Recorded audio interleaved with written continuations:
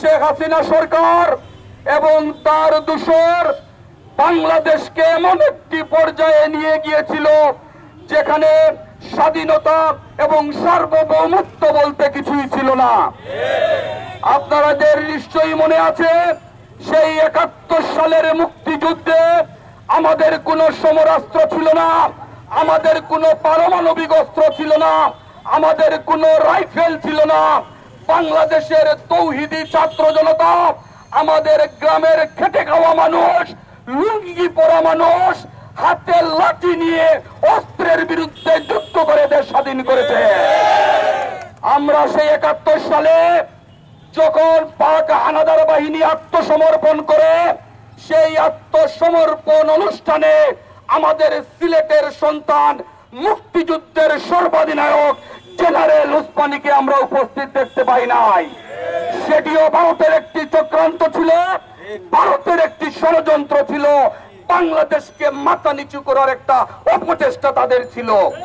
আমরা লক্ষ্য করছি গত কিছুদিন থেকে চিন্ময় দাস নামে একজন ইসকনের উগ্রবাদী বহিষ্কৃত সদস্য বাংলাদেশের স্থিতিশীল পরিস্থিতিকে অস্থিতিশীল করার চেষ্টা করছে। আমরা গত কিছুদিন থেকে ইসকনে গিয়েছি।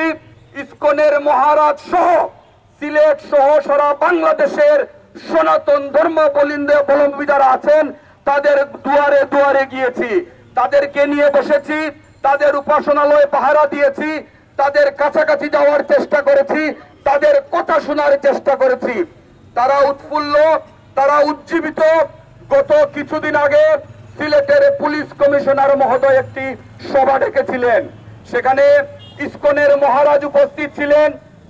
মহারাজকে যখন বক্তব্য দেওয়ার জন্য বলা হয়েছিল, মহারাজ কোনো বক্তব্য দেননি, কিন্তু যে বক্তব্যটি উনি দিয়েছেন সেটি আমাদের হৃদয়কে নাড়া দিয়েছে। মহারাজ বলেছেন, এই দেশ আমার, এই মাটি আমার, এই সমাজ আমার, এই দেশের উপর যে সম্পদ সেই সম্পদ আমাদের, আমি এখানে কি বক্তব্য দেব? এই বক্তব্যই পরিষ্কার হয়ে গিয়েছে যে ইসকনের সাথে চিন্ময় দাসের কোনো সম্পর্ক নেই। চিন্ময় দাসের সম্পর্ক সেই ফ্যাসিস্ট শেখ হাসিনার দূষরদের সাথে। চিন্ময় দাসের সম্পর্ক আওয়ামী লীগের সেই নফেল সহ যারা আছে তাদের মদদে, তাদের পৃষ্ঠপোষকতায় এই চিন্ময় দাস চেষ্টা করেছিল বাংলাদেশে আবার শেখ হাসিনাকে প্রত্যাবর্তন করার পরিস্থিতি তৈরি করতে পারে কিনা, তাদের সেই আশায় গুড়েবালি হয়েছে। আমরা লক্ষ্য করেছি মায়ের চেয়ে মাসির দরদ বেশি, যেখানে সনাতন ধর্মাবলম্বীরা স্বতঃস্ফূর্ত ভাবে বলছেন যে আমরা ভালো আছি, আমরা বিগত যে কোনো সময়ের চেয়ে ভালো আছি, সেখানে কিছু উগ্রবাদী সদস্যরা, সরকারের দূষররা মায়া কান্না করছেন, পরিবেশ অস্থিতিশীল করার চেষ্টা করছেন। আমরা দুই একটা বিচ্ছিন্ন ঘটনা দেখেছি। আমরা পুলিশ প্রশাসনকে ধন্যবাদ দিতে যাই তাৎক্ষণিকভাবে তারা ব্যবস্থা নেয়ার, কিন্তু আমরা এও জানি প্রশাসনের ভিতরে সেই ফ্যাসিস্ট সরকারের প্রেতাত্মারা এখনো রয়ে গেছে, যারা প্রতিনিয়ত বাংলাদেশকে অস্থিতিশীল করার চক্রান্তে লিপ্ত আছে। সুতরাং সম্মানিত ব্যবসায়ী ভাইরা, সম্মানিত আলিম উলামা যারা আছেন এই পবিত্র নগরীর, আমরা সম্মানিত নাগরিক বৃন্দ যারা আছেন, আমাদেরকে সতর্ক থাকতে হবে। সতর্ক থাকতে হবে কারণ গত 5ই আগস্টের আগে আপনার ভাইকে হত্যা করা হয়েছে, কারণ গত 5ই আগস্টের আগে আপনার মা বোনের ইজ্জত নষ্ট করা হয়েছে, কারণ গত 5ই আগস্টের আগে আমরা দেখেছি কিভাবে একটি স্বাধীন দেশে আমাদের সন্তানদের উপর, আমাদের নাগরিকদের উপর হেলিকপ্টার থেকে গুলি করে নির্বিচারে মানুষ হত্যা করা হয়েছে। আমরা দেখেছি কিভাবে আমাদের মেধাবী নেতাদেরকে ধরে নিয়ে গুম করা হয়েছে, খুন করা হয়েছে।